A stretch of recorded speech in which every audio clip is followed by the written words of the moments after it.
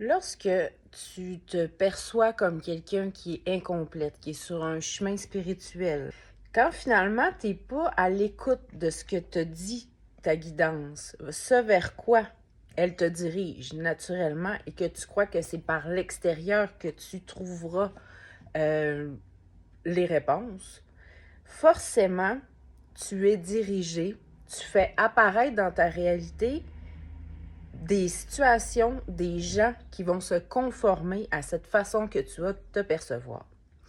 Puis pourquoi que je voulais vous parler de ça aujourd'hui, c'est que depuis que j'ai recommencé en janvier les accompagnements, j'ai eu beaucoup de personnes qui me disaient je peux pas comme tout comprendre ce que tu dis parce que moi, j'ai pas vécu la réalisation du soi, j'ai pas vécu l'éveil. Et ce que je me rendais compte, c'est que les gens suivaient certaines personnes, certains coachs, certaines personnes qui font de l'accompagnement. Vraiment intéressée à ce que disaient et proposaient ces personnes-là pour que ça alimente cette idée-là que la réalisation du soi, c'est le top à atteindre, que l'éveil avec un grand E est quelque chose qui change absolument tout, puis qu'après ça, ben, il n'y a plus de doute, il n'y a plus de pensée limitante, il n'y a plus... tu sais, vous comprenez l'essence de ce que je veux dire? Les gens qui se croient incomplets matchent vibratoirement avec ce qu'ils proposent parce qu'ils se voient comme des petites personnes qui n'ont pas atteint, qui ne sont pas complets. Ils vont beaucoup partager de manière générale leur vision sans jamais le remettre dans leur réalité actuelle, sans jamais le remettre avec une expérience qu'ils ont vécue, ce qui fait que ça laisse comme un peu l'impression que tout est lisse maintenant. Je vous raconte tout ça aujourd'hui parce que justement, plus vous allez être dans cette croyance-là que vous êtes inachevé, plus vous allez valider ça, plus tout le reste va se conformer à ça. Vous allez voir les preuves à l'extérieur que vous y arrivez pas. Mais vous y arrivez pas parce que ça répond justement à une demande de vous voir de cette façon-là. Fait que c'est comme si là, que là, vous avez comme un gros panier, là, puis là, vous pouvez piger ce que vous pouvez être, puis à chaque fois, vous décidez de prendre, OK, je vais jouer que je suis inachevée. Je vais encore me jouer de cette façon-là, mais il y en a plein d'autres, là, des papiers, là. Vous pouvez vous jouer de plein d'autres façons. Vous décidez, c'est vous qui mettez la main dans le sac, puis décidez d'activer cette qualité-là, cette facette-là de vous. Donc, puis elle vient avec un monde, cette facette-là. C'est ça qui est important aussi de voir. Comme je le mentionnais, ça vient avec des gens qui vont toujours vous faire croire que vous n'êtes pas achevé. Puis eux, ça leur sert aussi. Parce que eux, dans leur expérience, dans leur réalité, ils se placent sur un piédestal, fait qu'ils ont besoin de gens en dessous pour justement appuyer cette posture qui habite. Fait que c'est merveilleux. Moi, en tout cas, de l'extérieur, je trouve ça beau de voir ça, à quel point le jeu se joue. Mais en y apportant de la conscience, ben, on réalise que, hey, j'ai pas le goût, moi, d'être le disciple de cette personne-là. Je suis égal à cette personne-là. Fait que après ça, ben, on s'associe moins au discours que la personne elle nous propose parce que justement, on est revenu au même piédestal qu'elle. On la place plus comme sur un podium où elle a compris, réalisé des trucs que nous, on sait pas. Ah non, elle a juste pigé dans le sac des qualificatifs que pour vous, ça venait résonner à l'intérieur de vous. Mais la confiance qu'ils ont, là, l'assurance, la certitude, la sagesse qui viennent aussi qui vient de l'intérieur d'eux, vous pouvez la piger dans le sac aussi. Puis c'est pas problématique ce qu'ils proposent parce qu'ils décident de jouer, de se jouer à travers je suis sur un piédestal et il y a des gens à qui je dois enseigner et qui sont petits. Ce qui fait que ça place l'accompagnant et la personne qui se fait accompagner dans un cycle de dépendance. Il n'y a pas d'autonomie qui peut se émerger de ça parce que justement, ça place la personne qui se fait accompagner voit l'accompagnant comme étant sur un piédestal et la personne qui accompagne voit la personne à qui elle partage son message comme étant petite et limitée. Donc, ça crée un cercle de dépendance aussi envers l'accompagnant parce que j'ai tellement reçu d'histoires de personnes qui disaient qu'ils se faisaient accompagner par des gens puis que ça faisait X nombre d'années. Et c'est justement parce que justement, il était de part et d'autre, l'accompagnant et la personne qui se fait accompagner, pris dans un cercle de dépendance et où l'autre sert l'expérience, la façon de voir pour l'autre. Donc, de l'extérieur, moi, je trouve ça complètement fascinant, puis c'est complètement légitime aussi de se vivre à travers l'idée que je suis sur un piédestal aussi. Et c'est complètement légitime aussi de décider de se jouer à travers je suis petit et j'ai besoin de l'autre pour m'enseigner, mais ça crée un cycle éternellement de dépendance. Pour sortir de ce cycle-là, il faut remettre l'autre sur son piédestal. Il est juste en train de me proposer des suggestions, des façons de me vivre. Je prends ou je laisse. Il n'a pas atteint quelque chose que je dois atteindre. Il fait juste me suggérer. Je prends ou je prends pas, tout simplement. C'est là que ça arrête le cycle, c'est quand on redescend la personne. Donc, c'est vraiment toujours, encore une fois, de porter attention dans quelle posture je suis quand je reçois son message. Est-ce que ça me fait sentir petit ou ça m'élève à ce que je suis capable d'incarner, de déployer dans le maintenant? Et quand on se voit sur un piédestal, on ne sera pas porté non plus à apporter notre expérience personnelle pour appuyer ce qu'on dit. On laisse le message comme lisse. On laisse suspendre cette idée-là d'idéal à atteindre. Ce qui fait, c'est ce qui fait que dans les messages qu'il propose, il va peu ou pas avoir de lien avec ce qu'ils ont vécu pour laisser l'idée que il n'y en a plus de réactivité, il n'y en a plus de croyances limitantes, il n'y en a plus de voisins qui me tapent ses nerfs, il n'y en a plus, il n'y a plus rien qui me dérange, je reste dans quelque chose qui est lisse. Donc, ce que ça fait, d'une part, oui, ça maintient l'idée que c'est à atteindre, mais aussi, c'est qu'on ne peut pas s'associer, on ne peut pas s'approprier le message pour se l'apporter à soi. Donc, j'espère que ça vous ouvre un petit peu la fenêtre sur la possibilité des croyances.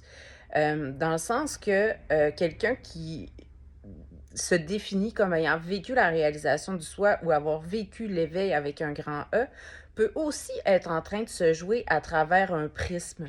Donc, c'est pas nécessairement parce que son discours est proposé comme un cours universitaire que c'est parfaitement vécu dans sa vie aussi. Vous le savez, je le dis souvent, c'est depuis comme l'enfance que je vais de réalisation en réalisation et j'ai vu quand même beaucoup et côtoyé beaucoup de personnes qui disaient avoir vécu l'éveil, réalisé le soi et tout ça. Et que quand je les écoutais parler, c'était comme une cassette, le bon mot, la bonne phrase. Puis je me souviens que pendant très longtemps, je les enviais, ces gens-là, parce que je me disais, mon Dieu, moi, j'ai pas l'élocution aussi facile. Tu sais, des fois, je cherche mes mots. Tu sais, c'est moins. Je trouvais ça moins éloquent comme discours. Fait que ça me remettait des fois en doute de mon Dieu, c'est-tu parce que moi, il y a quelque chose qui est pas encore totalement descendu pour que je puisse l'exprimer aussi clairement qu'eux. Mais après ça, quand je les connaissais plus dans l'intimité, ben, je réalisais que le voisin leur tapait encore ses nerfs. Il était encore réactivé par des trucs qu'ils avaient vécu dans leur enfance. Il y avait encore des croyances qui étaient là. Il y avait encore des limites qui étaient posées. Puis c'est là que ça a fait du bien. Ça a tellement été libérateur parce que là je les ai toutes redescendues. On était toutes sur le même piédestal. Et ça a été une liberté de voir ça. Ça a été, non pas que j'adoptais le regard de me dire, regarde, toi aussi, t'as encore des croyances, toi aussi, t'as encore ça, mais parce que ça faisait du bien de voir que finalement, il était simplement en train de se jouer à travers l'enseignant, la personne qui sait, mais que finalement, il y avait encore les mêmes patterns que moi. Il y avait encore, comme moi, des croyances qui devaient être vu, qu'il y avait encore des résistances puis des réactivités. Fait que c'est de là que je vous dis que c'est bon de se voir dans l'expérience humaine de l'autre. Puis récemment, il y avait Eckhart Tolle qui a parlé qu'il avait eu un cancer. Puis mon Dieu, que j'ai trouvé ça inspirant et beau, de la manière qu'il en a parlé, la manière qu'il a navigué à travers ça. Et d'en parler, réalisez-vous la pleine mesure à quel point ça a pu aider des gens. De la manière dans sa posture intérieure, qui a cheminé à travers ça, ça m'a inspiré à un possible aussi. Je trouve ça magnifique. Je me souviens aussi, Neil Donald Walsh en avait parlé quand il y avait eu quelque chose au cœur. Ça avait été aussi inspirant. Fait que ça avait aidé des milliers de personnes. Et ça les a aussi humanisés. Ça a apporté le volet expérience humaine qui n'est pas séparé de la totalité de la conscience universelle qu'on est. Fait que quand on remet cette touche humaine-là dans le discours, je pense que ça permet aussi de chacun de se le réapproprier puis de se l'apporter dans son expérience et de faire redescendre de ceux qui ont à redescendre. C'est dans le contraste, en fait, qu'on s'explore, puis qu'on s'élargit, puis qu'on apporte de la souplesse toujours à la perception qu'on a de nous-mêmes. Fait que quand on souhaite atteindre une paix, on la veut pas si lisse que ça, cette paix-là. On sait qu'elle nous réside toujours, puis on peut toujours se recentrer en elle parce que elle bouge pas, cette paix-là. Vous pouvez la piger dans le panier à n'importe quel moment. Mais être toujours dans cette paix-là ne permet pas d'explorer toutes les facettes de qui je suis. J'ai envie de m'exprimer à travers la colère parfois, à travers la tristesse, à travers la frustration, à travers plein d'autres qualificatifs que je peux souvent définir comme négatifs, mais qui ne sont pas négatifs, sont en train de m'apprendre, m'enseigner ce que je suis en train de croire, puis qui a encore besoin de souplesse. Fait que ça, c'est de la joie à l'état pur de qui je suis. Parce qu'à chaque fois, ça me fait plonger en moi-même, puis ça me fait découvrir à quel point que je peux encore m'élargir, encore me reconnaître dans mon immensité. Mais dans mon expérience humaine, j'en verrai jamais la fin de ça. Parce que qui on est totalement sans fin. Fait qu'on est tous sur le même piédestal dans cette exploration-là. Quand vous êtes en train de croire que telle ou telle personne a atteint quelque chose que vous devez atteindre, vous vous placez dans une posture intérieure qui colore toute votre réalité de cette couleur-là. Et quand vous regardez l'autre qui est en train de dire quelque chose qui vous inspire vraiment profondément, vous pouvez simplement vous inspirer de l'ingrédient qu'il a utilisé pour se vivre. C'est pas quelque chose à atteindre, c'est quelque chose que vous aussi, vous pouvez faire parce que l'Éternel, maintenant, vous permet de vous jouer de la manière que vous souhaitez vous vivre. Cette exploration-là, à l'intérieur de vous, puis à l'intérieur de cet Éternel, maintenant-là, vous ne souhaitez pas que ça s'arrête. C'est une exploration qui est tellement enlevante quand on réalise « Hey, je portais cette croyance-là, puis je n'étais même pas obligée de me jouer à travers son prisme. » Si j'enlève le filtre à travers lequel elle me permet de voir ma réalité, il y a quelque chose d'autre ça va apparaître autrement. Fait que c'est tellement fascinant parce que souvent, en arrière-scène, ils se jouent les croyances. Fait que l'inconfort nous permet de les relever, de les porter à notre conscience. Fait que quand on le réalise, puis moi, ça m'arrive encore, je vous en ai partagé avant de déménager, puis souvent, je vous parle de des trucs qui se relèvent comme ça. Puis moi, je vois pas ça comme des faiblesses de vivre l'anxiété, de vivre le doute, de vivre la peur. Au contraire, ils sont en train de m'indiquer ce que j'ai envie de voir pour apporter de la souplesse à la vision que j'ai de moi-même pour me vivre intérieurement différemment, mais aussi créer une réalité qui va se conformer à cette nouvelle façon que j'ai de me voir et de me percevoir. Donc, tout ça se passe dans le maintenant. C'est pour ça que ça quitte jamais, c'est jamais un espace où je dois atteindre quelque chose, c'est toujours ici. C'est toujours dans une exploration Je relève une croyance, OK, qu'est-ce qu'elle est en train de me dire? Ouais, OK, j'ai-tu le goût de la remettre dans le panier ou de continuer à me jouer à travers ce qu'elle me propose? OK, ce qu'elle me propose, c'est que je suis insatisfaite de ma réalité, j'y arriverai pas, j'ai pas confiance en moi. Ça, c'est toutes des matières premières avec lesquelles je peux choisir de me jouer. Ou que je les remets dans le panier, puis je choisis de me jouer à travers d'autres choses. Être le tout, c'est ça. C'est d'avoir toutes les possibles à l'intérieur de soi et pouvoir se jouer à travers eux. Donc, voilà.